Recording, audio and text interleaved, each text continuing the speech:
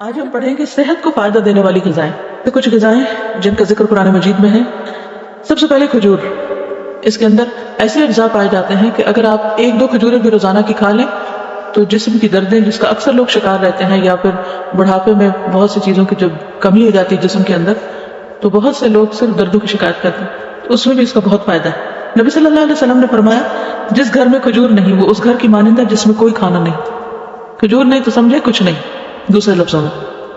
اور آپ کو معلوم پاکستان میں اعلیٰ قسم کی کھجوریں پیدا ہوتی ہیں. حضرت عائشہ فرماتی ہے کہ رسول اللہ صلی اللہ علیہ وسلم نے فرمایا اے عائشہ جس گھر میں کھجور نہ ہو وہ گھر والے بھوکے ہیں. اے عائشہ جس گھر میں کھجور نہیں وہ گھر والے بھوکے ہیں. آپ نے 2 یا 3 مرتبہ یہ بات فرمائی. تو کیا کرنا ہے؟ کرنے کا کام کیا؟ کھجوریں لا کے رکھنی ہے. جب کچھ اور نہ کھانے کو ملے تو صرف کھجور ہر چیز کی کمی پوری کر دیتی ہے. کھجور کے ساتھ ککڑی کا استعمال. عبداللہ بن جعفر کہتے ہیں کہ میں نے نبی صلی اللہ علیہ وسلم کو تازہ کھجور ککڑی کے ساتھ کھاتے دیکھی. یعنی اگر آپ کھجور کے ساتھ کھیرا شامل کر لیں، مثلا صبح میں اگر آپ نے دودھ کھجور لیا اور اگر صبح نہیں آپ کھاتے دوپہر میں لیتے ہیں تو بہترین سنیک ہے، دوپہر کے کھانے کا کام کر سکتے. حضرت عائشہ کہتی کہ میری والدہ مجھے موٹا کرنے کی تدبیر کرتی تھی تاکہ میری رخصتی کر کے رسول اللہ صلی اللہ علیہ وسلم کی خدمت میں روانہ کرے، لیکن یہ مقصد کسی تدبیر سے حاصل نہ ہوا. حتیٰ کہ میں نے کھجوروں کے ساتھ ککڑی کھائی تو میں انتہائی متناسب انداز کی فربہ ہو گئی، یعنی کہ اچھی فزیک ہو گئی. تربوز اور تازہ کھجور. حضرت عائشہ کہتی ہے کہ رسول اللہ صلی اللہ علیہ وسلم تربوز اور تازہ کھجور ملا کر کھایا کرتے تھے اور فرماتے تھے ہم اس کی گرمی کا علاج اس کی ٹھنڈک سے اور اس کی ٹھنڈک کا اس کی گرمی سے کرتے ہیں. یعنی تربوز جو ہے وہ کھانے میں ٹھنڈا ہوتا ہے اور کھجور گرم ہوتی ہے تو ان کو جب ملا کے کھایا جاتا ہے تو کوئی نقصان نہیں ہوتا، جو عام طور پہ بعد میں لوگ کہتے ہیں گرمی لگ گئی اور ٹھنڈ لگ گئی. ایک صحابی سے مروی ہے کہ نبی صلی اللہ علیہ وسلم نے کچی اور پکی کھجور اور کشمش اور کھجور سے منع فرمایا، ان کو جمع نہیں کرنا چاہیے کیونکہ کشمش جو ہوتی ہے وہ بھی گرم ہوتی ہے اور اگر کھجور کھائیں تو ان 2 چیزوں کو ملائے نہیں. اگر آپ کو کھانا بنا رہے ہیں کچھ، کیونکہ ہمارے یہاں بعض ریسیپیز ایسی ہوتی ہے کہ اس میں دنیا بھر کی چیزیں اکٹھی کر دی جاتی ہیں تو بعض اوقات صحت کے لیے نقصان دہ ہوتی ہے.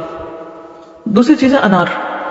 حضرت علی فرماتے ہیں کہ انار کو اندر والے چھلکے سمیت کھایا کرو کیونکہ یہ معدے کی بیماریوں کا علاج ہے. ہم عام طور پہ صرف اس کا پھل نکال کے کھا لیتے اور باقی سب چیزیں ویسٹ کر دیتے ہیں. تو اندر کا چھلکا کون سا ہوتا ہے؟ وہ وائٹ اسٹف جس کے اندر دانے لگے ہوتے ہیں. انار بھی جنت کا پھل ہے اور اس میں بھی بہت سارے فائدے ہیں.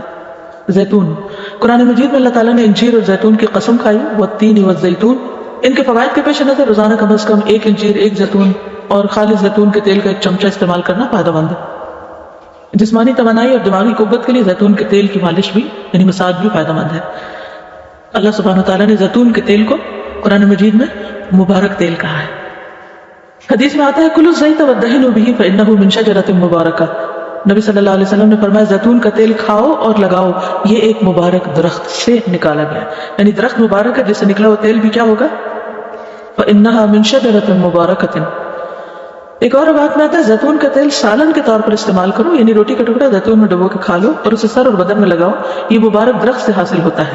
حضرت عائشہ فرماتی ہے کہ رسول اللہ صلی اللہ علیہ وسلم وفات پا گئے اور آپ نے ایک دن میں 2 مرتبہ روٹی اور زیتون کا تیل سیر ہو کر نہیں کھائے، یعنی 2 بار میل نہیں لیا آپ نے، 1 میل ہوتا تھا آپ کا اور ہر وقت وہ گھی میں لگا ہوا نہیں ہوتا تھا.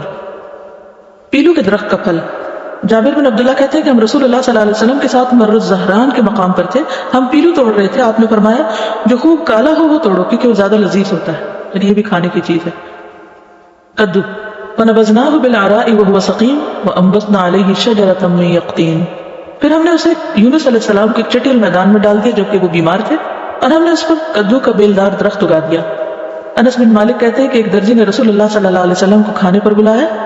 وہ کہتے ہیں کہ میں خود بھی اس دعوت میں آپ کے ساتھ گیا. اس درزی نے روٹی اور شوربہ جس میں کدو اور سوکھا گوشت تھا رسول اللہ صلی اللہ علیہ وسلم کے سامنے پیش کیا. میں نے دیکھا کہ نبی صلی اللہ علیہ وسلم کدو کے قطرے پیالے میں تلاش کر رہے تھے، یعنی گوشت بھی تھا اور کدو بھی، تو آپ گوشت کی بجائے کدو اٹھا اٹھا کے کھا رہے تھے. اس دن سے میں بھی برابر کدو پسند کرتا ہوں.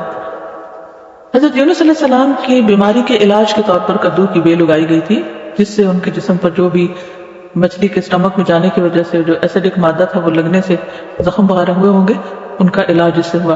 انس کہتے ہیں کہ اس کے بعد جو کھانا میرے لیے تیار کیا گیا اور جتنا مجھ سے ہو سکا میں نے اس میں کدو کو ضرور شامل کر لیا. چقندر اور جو. سہل بن سعد کہتے ہیں کہ ہمیں جمعہ کے دن بڑی خوشی ہوتی، ہماری ایک بوڑھی خاتون تھی، وہ چقندر کی جڑیں لے کر اپنی ہانڈی میں پکاتی، اوپر سے کچھ جو کے دانے اس میں ڈال دیتی.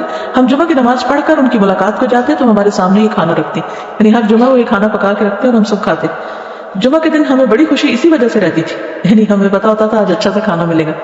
ہم نماز جمعہ کے بعد ہی صبح کا کھانا کھایا کرتے تھے. اللہ کی قسم نہ اس میں چربی ہوتی تھی نہ گھی. یعنی چقندر ہوتے تھے ابلے اور اس کے اوپر جو کے کچھ دانے، پھر بھی خوش ہوتے تھے.